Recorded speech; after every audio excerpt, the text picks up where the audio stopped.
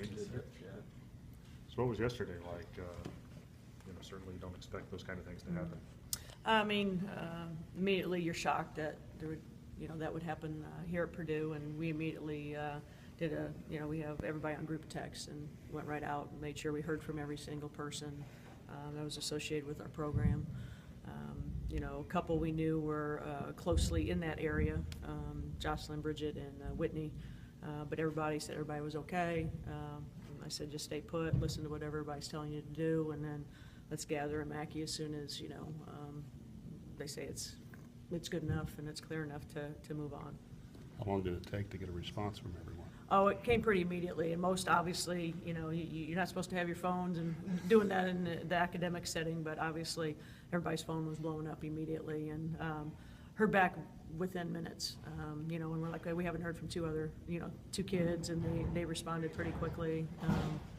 So I mean, it was amazing how that worked, and then there was one of our players that actually was a part of the lockdown where cops actually came in and told him to get down on the floor, and was taking care of the whole of the situation. So obviously she was shooken up a little bit, but she's okay.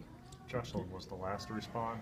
She's in engineering, right? Was in a class. Yeah, she was in a class, but they took them down to the basement there. And Bridget, there was a lot of things in the physics building, what was going to happen, and she was fine. But Whitney was in Armstrong building, and that's where, they really got locked down and got, actually someone did come in, a police officer with obviously a gun, and immediately told him to hit the deck and get down on the floor, and brought another classroom in there, and, she was like that for about 40 minutes. KK had said you guys all met before practice yesterday and just talked it out, and she had stressed how important that was for her. And do you think that was the way it was with the rest of the group? Was it important for you guys to talk about the day? Oh, it's always important. I mean, when you have, we've had so many tragic events, not just at Purdue, but with our team. I mean, you've got to allow them to talk and find a place of peace so they can share their feelings.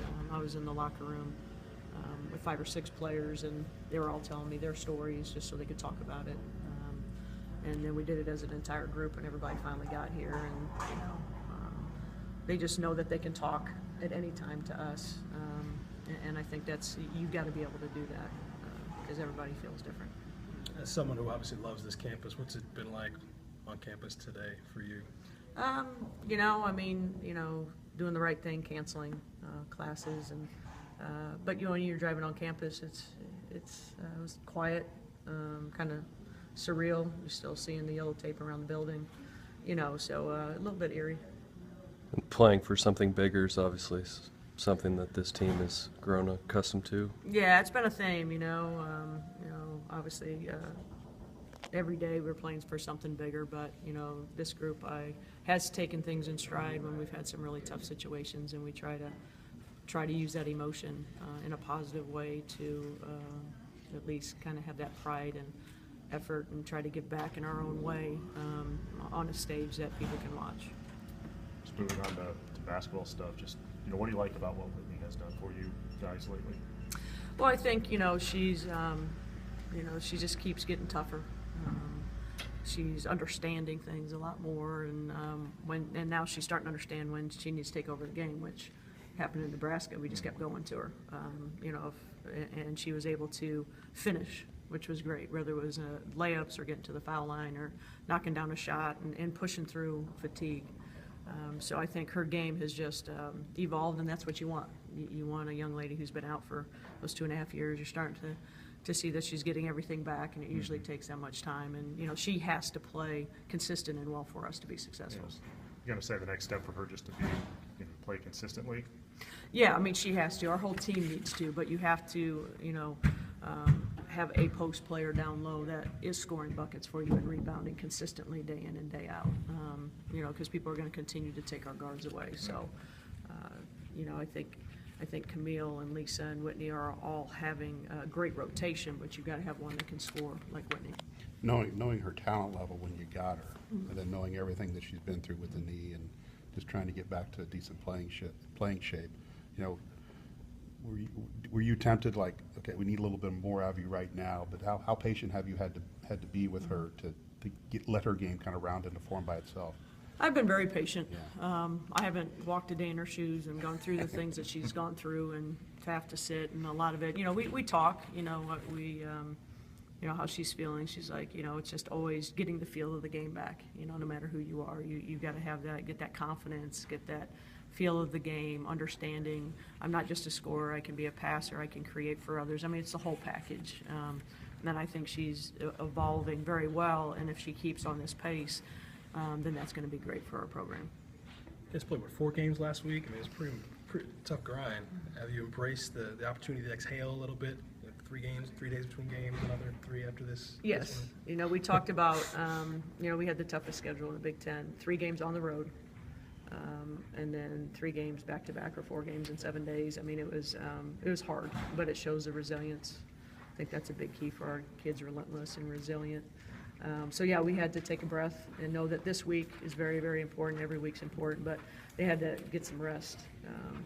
You know, they were pretty shot and emotional Sunday night and had every possible emotion. So, you know, so I mean, we practiced yesterday. It wasn't, you know, we got work done. But then, you know, we got to get through the week, have a great practice today and play Thursday, and then we'll be off Friday. And then we'll practice Saturday, Sunday for Monday. So this week is where we got to get refreshed. I mean, the team will attend Riley's funeral. Yes. You know, I talked to the Smith family, and you know, we will all be there on Friday, 10 a.m. You know, some of our staff will obviously be there Thursday before the game, but it'll be too much on our players, so we'll be there in attendance on Friday morning. And just with the game Thursday with Northwestern, you know, just 2 weeks ago you played them, and what are the 1 or 2 things that need to get corrected from that first game that you need to get applied on Thursday? We need to finish our layups and make our free throws. You know, if you look at the stat sheet, it was equal, except they were 17 for 21 from the foul line. We're 13 for 24. So, you know, they made more free throws than we did. If we made a couple free throws, it'd be totally different. And just come out and play the way we've been playing. And Courtney and KK talked about this as a completely different team since that first meeting. I feel that way. I mean, with the games that we played at Penn State, Michigan, obviously they were good and we were awful. But then, you know, the IU, I mean, and then Nebraska. So, I mean, you're seeing growth. If you're a fan, you can't see the growth and the intensity, and that's what you want to do. You want to keep getting better. You don't want to have setbacks, so the consistency is most important. And we talked about it in the preseason, but now we're even seeing it in conference play of finding different ways to win, whether it's a 50-12 run against IU or a grind it out in Lincoln. That's got to be encouraging for you to. Yeah, I mean, you just have to be able to play both styles. You know, some people can't play those styles. They can't, you know, play a half-court game. Some can only run. But you know, you embrace both of them. And you want to be able to, you know, put people away. You want to put people away. But then you're going to have a lot of games that are going to be the grind out, coming down the last possession and understanding what we need.